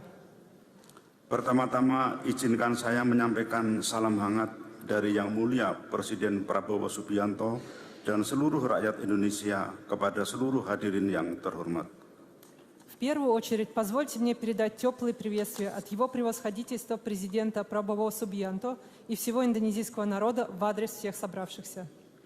Merupakan kehormatan bagi saya untuk mewakili Indonesia dalam kesempatan bersejarah ini. Saya mengucapkan terima kasih kepada Presiden Vladimir Putin sebagai tuan rumah pertemuan ini atas pengaturan yang luar biasa, kepada seluruh kepala negara Uni Ekonomi Eurasia atas dukungannya dalam menyelesaikan perundingan persetujuan Indonesia EAEU FTA, serta kepada seluruh juru runding dan sekretariat atas kerja kerasnya. В этот исторический момент для меня большая честь представлять Индонезию. Я хотел бы поблагодарить президента Владимира Владимировича Путина за прекрасную организацию этой встречи, а также всех глав государств Евразийского экономического союза за поддержку в завершении переговоров по соглашению о свободной торговле между Индонезией и Евразийским экономическим союзом, а также всех переговорщиков и секретариат за их усердную работу. Hari ini kita mengambil langkah penting untuk memperkuat hubungan antara Indonesia dan EAEU. Penandatanganan persetujuan perdagangan bebas Indonesia EAEU atau Indonesia EAEU FTA bukanlah sekedar formalitas. Hal ini mencerminkan visi bersama kita untuk mempererat hubungan ekonomi. Сегодня мы делаем важный шаг для укрепления отношений между Индонезией и Евразийским экономическим союзом. Подписание соглашения о свободной торговле между Индонезией и Евразийским экономическим союзом не просто формальность. Данное событие отражает наше общее видение относительно укрепления экономического партнерства. Meskipun dipisahkan oleh jarak geografis, tekad kita untuk memperkuat kemitraan tetap kuat. Perjanjian ini menandai tonggak penting dalam sejarah ekonomi kita. Несмотря на значительную географическую удаленность, Despite the нас объединяет geographic твердое стремление distance укрепить наше between партнерство. Таким our образом, данное country and the соглашение Eurasian Economic Union, знаменует собой важную we веху are в нашем united экономическом by a willingness сотрудничестве. to strengthen this partnership. So this meeting, this decision is a landmark in the history of our cooperation. Kemitraan ini dibangun atas prinsip inklusivitas. Manfaat dari FTA ini diharapkan dirasakan secara luas oleh seluruh pemangku kepentingan. FTA ini bertujuan untuk meningkatkan perdagangan dua arah, serta memberikan regulasi yang jelas, kepastian hukum, dan lingkungan usaha yang efisien bagi pelaku usaha dari semua skala, termasuk UMKM. Distinguished heads of state, ministers, guests, our partnership is based on the principle of inclusivity. We hope that the benefits from this free trade zone will be experienced by a wide range of individuals and groups. We need to create a beneficial economic environment for all businesses from small to large. Dirancang untuk menjawab tantangan ekonomi saat ini maupun di masa mendatang. Ekonomi kita saling melengkapi, mulai dari energi dan ketahanan pangan hingga manufaktur dan layanan digital. Indonesia memberikan akses EAEU ke pasar yang terbuka, sementara EAEU membuka akses bagi Indonesia ke pasar EAEU yang lebih luas. Bersama-sama kita dapat memperkuat rantai pasok global, mendorong transisi energi dan mengembangkan ekonomi digital. В дальнейшем соглашение о свободной торговле In the между future, Индонезией и the Евразийским free экономическим trade союзом призвано agreement ответить не between только на EAEU and текущие, но и Indonesia на будущие is вызовы. poised Наши to экономики answer дополняют not друг just друга just от сферы existing but энергетики, future продовольственной challenges. безопасности до We производства и цифровых complete each other услуг. from energy Индонезия to food предоставляет products to Евразийскому digital экономическому services. союзу Indonesia доступ на provides the новый Eurasian широкий Economic рынок, Union а access Евразийский to a экономический wider союз new открывает market, Индонезии and более the широкий Eurasian Economic доступ Union на рынок opens to Евразийского Indonesia региона. wider Вместе мы access сможем to укрепить the глобальные цепочки Eurasian region поставок, as a whole. ускорить Together we will энергетический make переход и trade развивать chains цифровую more экономику. complete, better, and to develop Di tengah digital technology ketidakpastian global dan and the digital proteksionisme, economy. Kerjasama ini menunjukkan komitmen kita terhadap kolaborasi, keterbukaan, dan ketahanan jangka panjang. Namun keberhasilan FTA ini tergantung pada implementasinya. Kami mendorong pelaku usaha dan pemangku kepentingan untuk mewujudkan perjanjian ini menjadi kerjasama ekonomi yang nyata. In the situation of global uncertainty and protectionism, this agreement underscores our commitment to long-term stability and economic security, but its success will depend on practical implementation of the agreement. So we implore all of the sides involved to make sure it proceeds successfully. Saling menghormati serta komitmen bersama menuju ekonomi global yang stabil dan sejahtera. Terima kasih. So this achievement marks the start of a long-term partnership and movement forward based on the principles of mutual respect for the betterment and stability of the global economy. Thank you. Благодарю вас, господин министр, уважаемые друзья. Thank you, Minister, friends. I believe everyone who wanted to make a speech made their speech, and now I'd like to give the floor to the chairman of the collegiate to speak on the agenda, and then we will decide later. So, Mr. Sigintayev, you have the floor now. Thank you, President Lukashenko, members of the Supreme Council. This is the agenda of 29 issues. Some of them have been discussed earlier, and now in this session we propose to make a decision on the Uzbekistan issue, outline the main economic activities for year 2026, main goals for macroeconomic policy for 2026-2028, development of tourism, construction services, decide on common principles in technological services, the creation of a financial market. Also, a financial report for the year is provided. All of the documents on the agenda are prepared, and we can now move on to the signing ceremony. Thank you. Colleagues, we have basically concluded all of the agenda. We have discussed all of the issues. So as to keep with the democratic procedure, I'd like to ask you if anyone wants to make a statement on any of the matters that have been voiced moments ago by the chairman. Is anyone willing to speak? So no one wants to add anything. All right. Maybe some suggestions. No suggestions, no complaints. So then, distinguished colleagues, I would like to move on to the signing procedure or the documents signing. Are there any other proposals? No, they're not. So let's start the signing ceremony.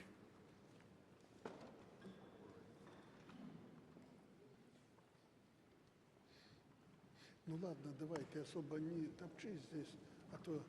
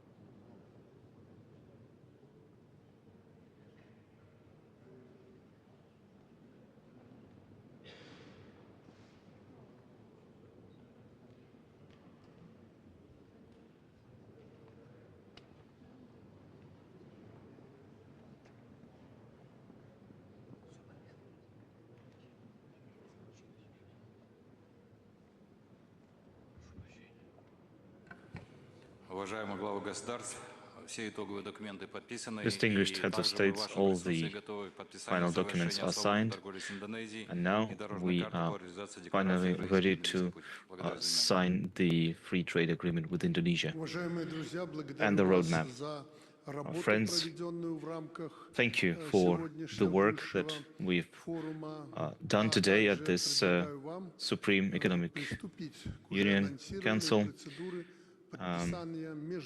Also, let's announce the signing of the international documents. To sign the documents, Vice Premier of the Republic of Armenia, Mr. Grigoryan, and Deputy Prime Minister of Belarus, Natalia Pipkevich, are invited. Also, Deputy Minister of the Economy, Kazakhstan, Mr. Juman and Prime Minister of Kyrgyzstan, Daniyar Amangildiev, Deputy Prime Minister of Russia, Alexei Overchuk.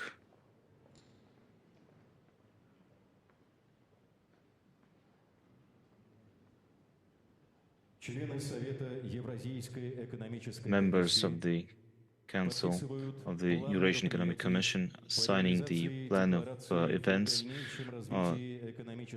to legalize the declaration for the development of economic processes within the Eurasian Economic Union until the year 2030 and for the period until the year 2045, the Eurasian Economic Way.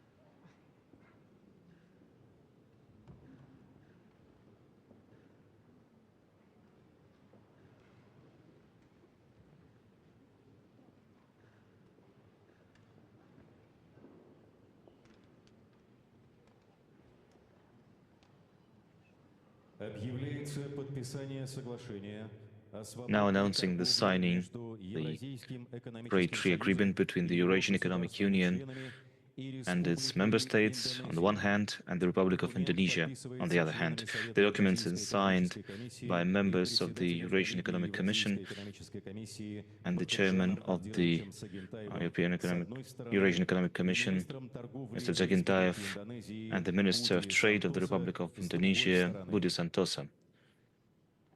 Penandatanganan Perjanjian Perdagangan Bebas antara Uni Ekonomi Eurasia dan negara-negara anggotanya dan Republik Indonesia.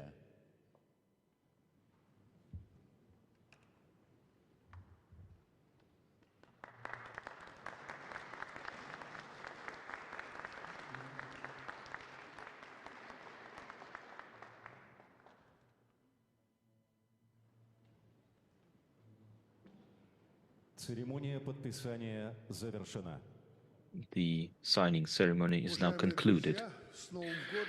Distinguished friends, Happy New Year. Wish you good health and good luck. Thank you for your work.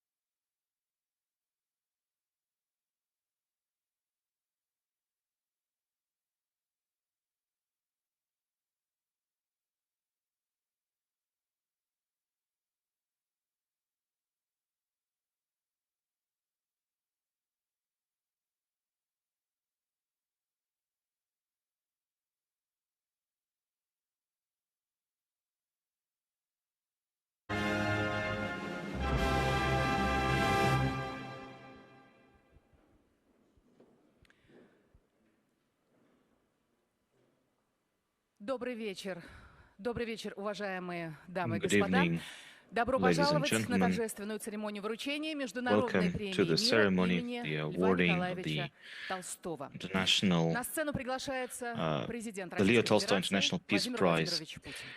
We're now inviting to the stage President of the Russian Federation, Vladimir Putin. Уважаемые коллеги, дамы и господа, дорогие Colleagues, друзья, ladies and рад gentlemen, приветствовать friends, всех вас на I'm happy церемонии to вручения Международной welcome премии all of мира you и at от this всей ceremony души поздравляю ее when лауреатов. we'll be awarding Глубоко the Leo Tolstoy International Peace Prize. I think it's quite symbolic that the award is named after Leo Tolstoy, prominent Russian writer, the classic of international global literature, a great humanist. His philosophical legacy, his works are recognized as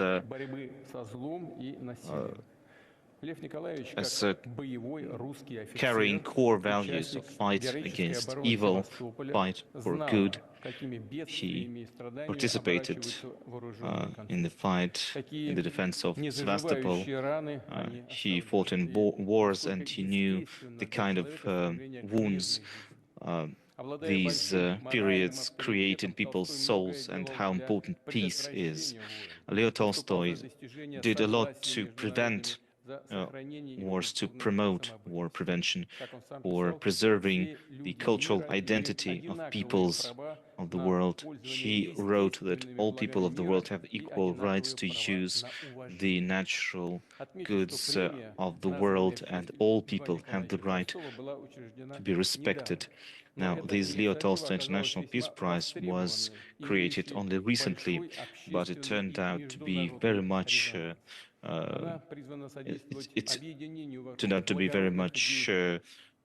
welcomed, and it found resonance across the world. It helps strengthen peace and friendship between nations, helps form a just and equal multipolar world order, a world order based on the primacy of international law and respect of nations for one another.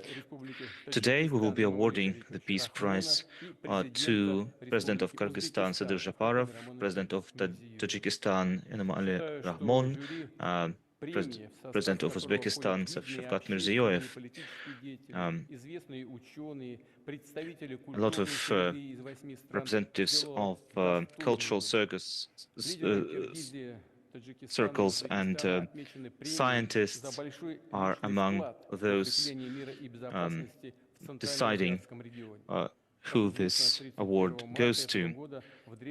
On the 31st of March this year, in the ancient city of Tashkent, a historical event took place. The declaration of eternal friendship was signed between two nations, and thanks to the wisdom of the leaders of the countries, conflict was resolved, and a new border was created, and now their relations are based on respect for peace and each other's interests and priorities. It helps promote new economic ties, start new infrastructural and industrial projects, attract more investment. It's important that regional security guarantees are now provided, which helps us fight against international threats such as drug trafficking, terrorism, contraband, etc. And so this is a great opportunity for us to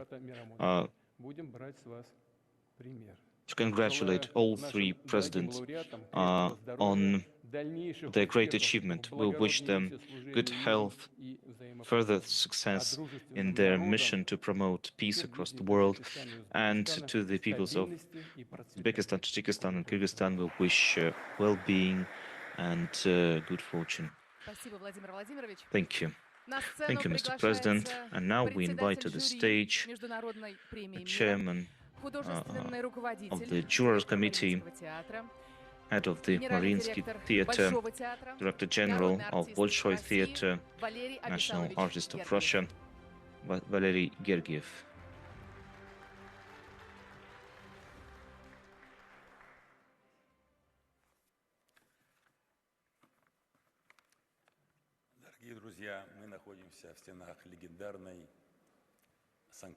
Friends, we are at the legendary St. Petersburg Conservatory, a place that gave to the world a lot of world-renowned masters such as Tchaikovsky, Rimsky-Korsakov. I believe that the atmosphere we are in right now, which embodies the spirit of dialogue between peoples, a key value that is embodied in the Leo Tolstoy International Peace Prize.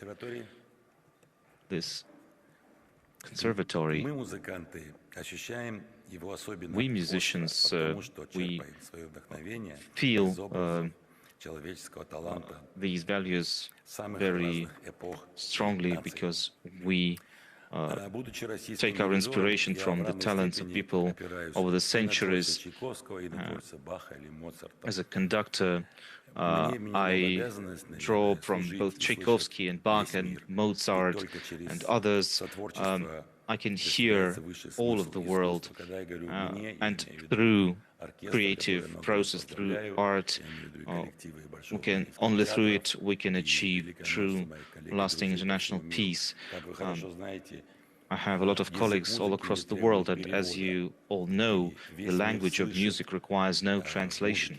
All of the world can listen to Mozart or Verdi or Wagner. What they hear there doesn't need to be translated as literary texts. Texts need to.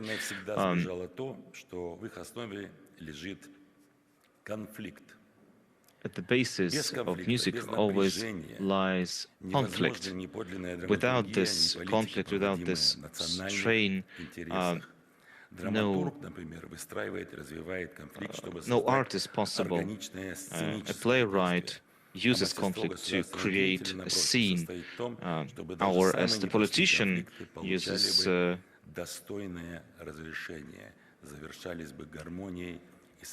applies these principles to resolve conflicts to achieve peace.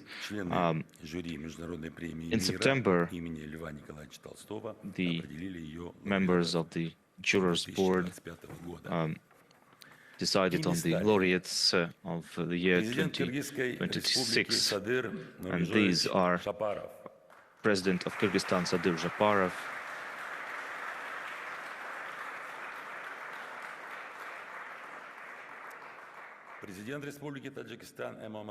President of Tajikistan Emomali Rahmon,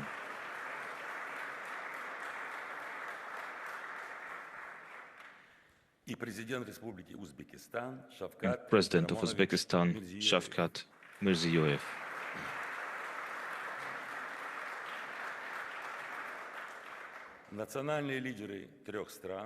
National leaders of these three countries were awarded this prominent award for their contribution to global peace and security. As President Putin said, in late March this year, they concluded a three-side treaty, signing the Jan Declaration on Internal Friendship. And today, in this very difficult period in our history, this brings back faith in an ability to achieve peace, to have dialogue, and leaders across the globe saw in this event, in this signing, a beacon of hope for the future. This laid a foundation for future trust between peoples, and I personally am pleased to say that as I stand here before the leaders of great powers. I can name dozens of names from the top of my mind of great artists who made the cultures of their countries so much richer, just Tamate Muratov, or quite recently, and on the scene on the Bolshoi theater, we could enjoy his work. Also, the unforgettable memories, the voice of Bulat Medjelkiev. Some of you certainly know this person. He stood with me on the same stage in New York, in London, in France, a great friend. Also, Faruk Ruzimatov, the great dancer who represented both Russia and Tajikistan. And I sincerely hope that we will be able to develop friendly ties between theaters. This could be operas, ballets, concerts, plays by national troops. But as a person responsible for what's happening in Russia's main theaters, I can say for sure that this will be certainly, this will result in a very positive reaction. Also, Tashkent hosted a lot of artists from Moscow's Bolshoi theater, and I was really happy to recall how Bezot Muraimov, thanks to the help of our common friend, was able to join our collective. He's very young. He was able to travel with us through Asia, through Europe, through Americas, playing on the stage. So let me conclude with these words. The world might be in a very precarious situation, but when musicians don't hear each other, when they can't hear each other, they cannot play good music. To be able to hear each other, to be able to hear music is a great gift. And I'm sure that, I know that for all of us, it's a great honor to be here, to play for you. And I'm sure that the world is waiting for this piece to sound as music. So whether it's Verdi or Tchaikovsky or Mozart or Wagner, their music need no translation. Thank you. Yes, thank you so much. And now let's begin the award ceremony. The laureates will be receiving the Leo Tolstoy International Peace Prize and a golden medal. So, laureates the Leo Tolstoy International Peace Prize, the year 2025, President of Kyrgyzstan, Sadir Japarov.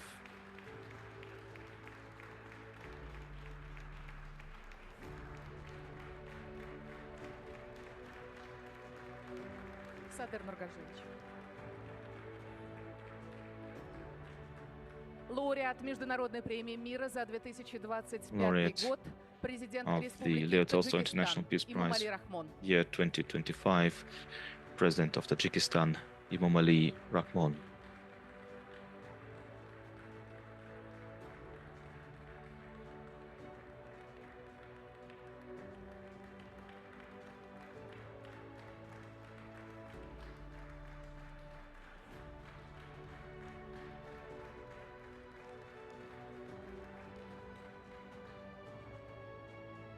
Лауреат Международной премии мира за 2025 год, президент Laureate Республики of the Leo Tolstoy International Peace Prize, year 2025, President of Uzbekistan, Shavkat Mirziyoyev.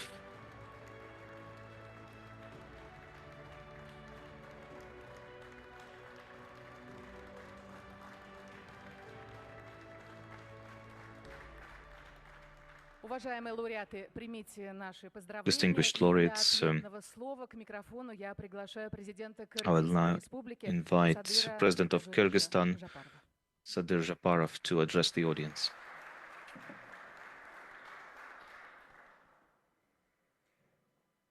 Уважаемый Владимир Владимирович, уважаемый Валерий Абисалович, President дорогие Putin, коллеги, друзья, colleagues, friends, позвольте искренне приветствовать вас и выразить признательность фонду allow me за to присуждение Международной премии мира thank you имени for великого русского писателя awarding me Льва the International Peace Николаевича Prize named Толстого. after the great Russian writer Leo Принятие Tolstoy. жюри фонда решения о присуждении премии, The совпавшее с decision днем рождения of the Льва committee Николаевича Толстого, to award me this придает prize этой coincided награде особое with the символическое birthday of Leo звучание, Tolstoy, which is especially подчеркивая ее symbolic. гуманистический и It объединяющий underlines характер.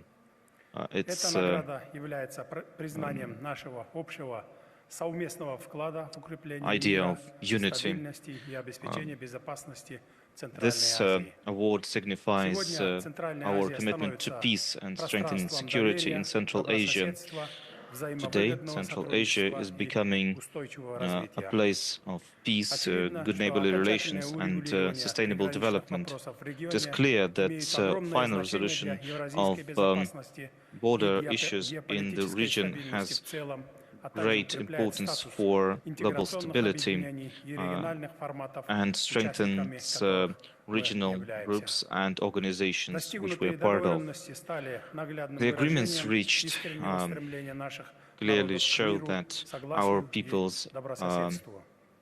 are committed Это to peace стремление and good особенно neighborly relations. ясно проявлялось среди жителей приграничных This was районов, especially где на evident протяжении in многих the лет people бок о of бок border regions проживают where for граждане years, Казахстана, Узбекистана side и to side, we see Таджикистана. living Как people говорил of Uzbekistan, великий кыргызский Tajikistan, писатель Чингиз living Айтматов, together. будущее And as the человечества great writer возможно только Chingiz через Akhmatov диалог wrote, культур the и future народов. of humankind is only Наследие possible through the великих dialogue of писателей, peoples and cultures. гуманистов So the Толстого и legacy of the Айтматова great направляет writers нас such as к Tolstoy and созиданию, Айтmatov миру, толерантности, drives us любви к towards tolerance, человеку peace, и love высокой for нравственной humanity, ответственности. and high moral Идеи, responsibility. воплощенные в их The произведениях, ideas embodied in their особенно works актуальны сегодня, are especially когда relevant человечество today остро when нуждается в humanity единстве, clearly взаимопонимании и needs уважении. more unity, mutual Именно стремление к respect, такому and созидательному mutual будущему understanding. отражено и As в we strive, национальной as доктрине the striving Кыргызской for such a Республики, future is национальный enshrined дух, in the doctrine мировые of высоты, our основы которой созвучны constitution, статуту премии, ведь они and it обращены is к very much человеку in и line его with the charter внутреннему of миру, к this его award. способности быть источником мира It и addresses добра. the inner Отдельно world of every хочу выразить person as a слова source признательности of президенту peace Российской and Федерации, good. уважаемому I'd Владимиру like Владимировичу to Путину за постоянное express my sincere внимание и вклад gratitude в to углубление President Putin союзнических for отношений, всестороннего contributing to стратегического strengthening партнерства good между neighborly нашими relations between странами our и countries, for выстроенный developing особо strategic доверительный partnerships with политический us, диалог. and Желаю constructing фонду political дальнейшего dialogue развития in a вашей very благородной миссии. Пусть ваша деятельность trust-based продолжает вдохновлять way. людей на So созидательные поступки, let your activities continue to inspire консолидировать people сообщество for вокруг peace, for благородных людей, consolidation, or bring people поддержания мира и together безопасности, а также продвигать around noble традиционные people, ценности, культурные и and образовательные цели для continue to гармоничного promote общества. traditional Благодарю за values внимание. to build a more Спасибо, Садыр Нургажоевич. harmonious Приглашаем society. вас спуститься в зал. Yes, thank you. Слово предоставляется президенту Now the Республики floor is Таджикистан given to Имамали the Рахмону. President of Tajikistan, Imamali Rahmon.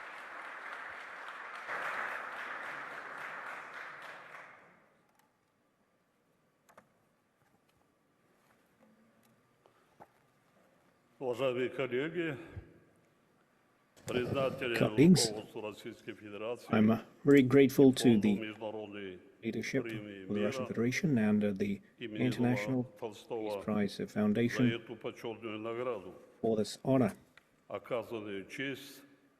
And it is truly a great recognition of our joint political will and of our commitment to constructive cooperation between our countries based on dialogue and trust.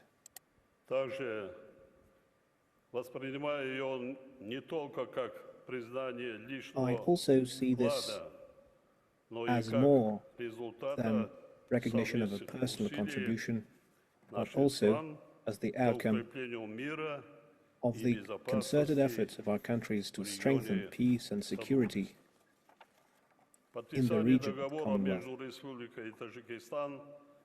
The signing of the agreement between Tajikistan, Kyrgyzstan and Uzbekistan is certainly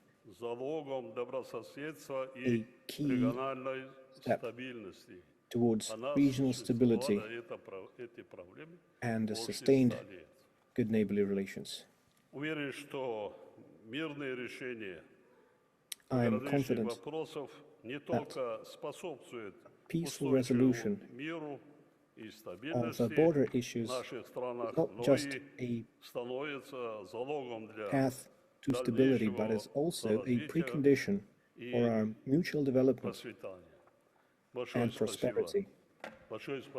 Once again, thank you very much.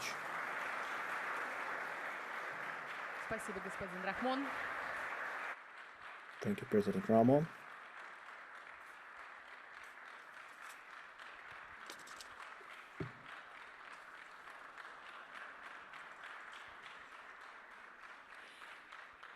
Для ответного слова приглашается президент Республики And now we Узбекистан invite Шавкат President of Мирамонович Uzbekistan, Мирзиёев. Shavkat Mirziyoyev. Уважаемый Владимир Владимирович, дорогие друзья, President Putin, dear friends, allow me to express my sincere gratitude for the Tolstoy International Peace Award. It is certainly an honor to be laureate of this prestigious award for President Ramon and President Mirziyoyev. This award is a symbol of our commitment to the high ideals of humanism that Leo Tolstoy stood for, and I see this award as the recognition of our joint efforts to turn Central Asia into a space of prosperity and cooperation.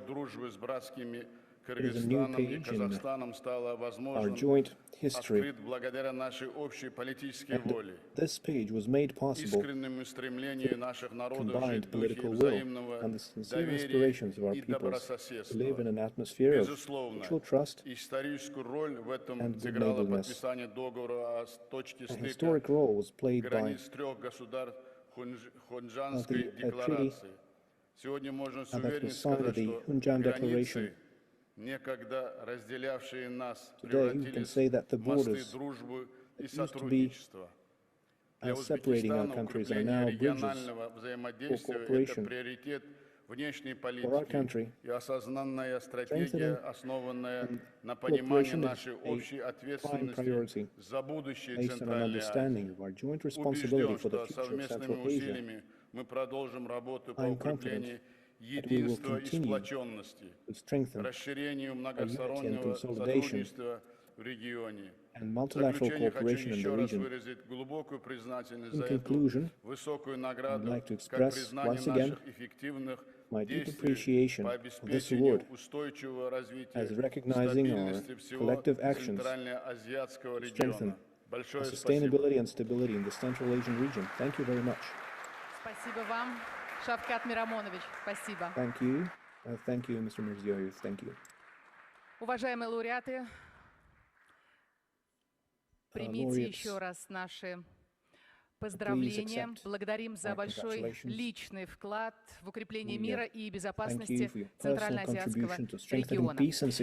Итак, награды Международной премии мира имени Льва Николаевича Толстого за 2025 год вручены. Благодарим лидеров стран Содружества независимых государств за участие в нашей торжественной церемонии. Thank you very much. Уважаемые друзья, я хотела бы обратиться к залу буквально через несколько минут после небольшой технической паузы.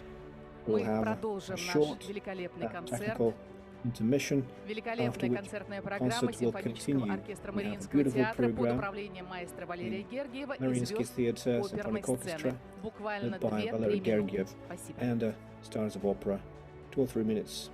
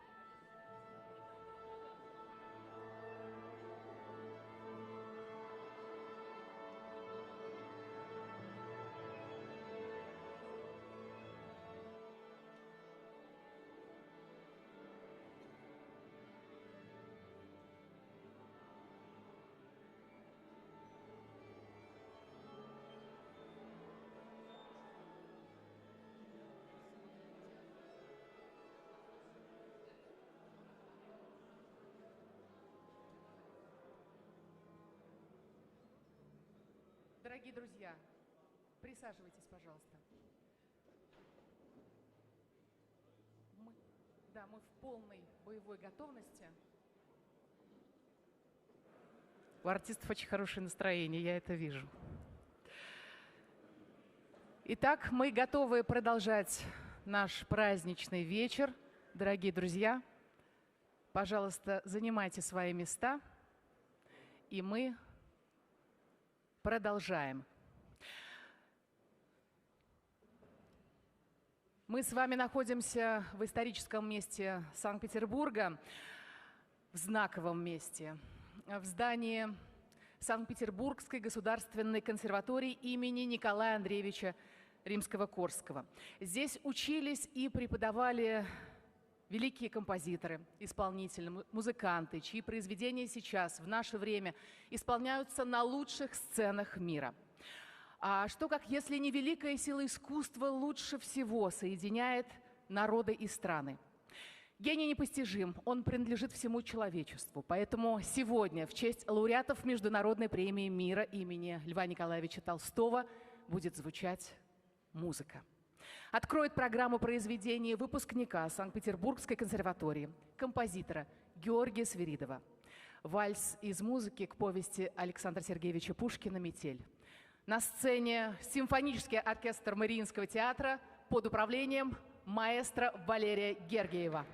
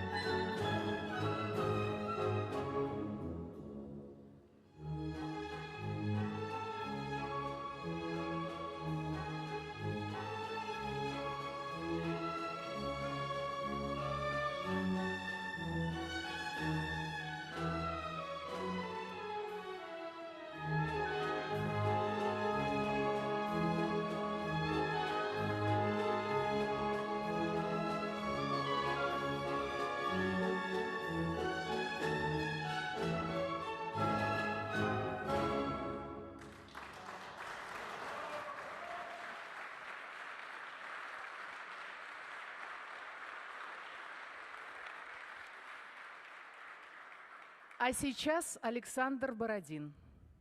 Ария князя Игоря из оперы «Князь Игорь». Солист, народный артист Республики Узбекистан, обладатель гран-при международного конкурса вокалистов имени Муслима Магомаева Женисбек Пиязов.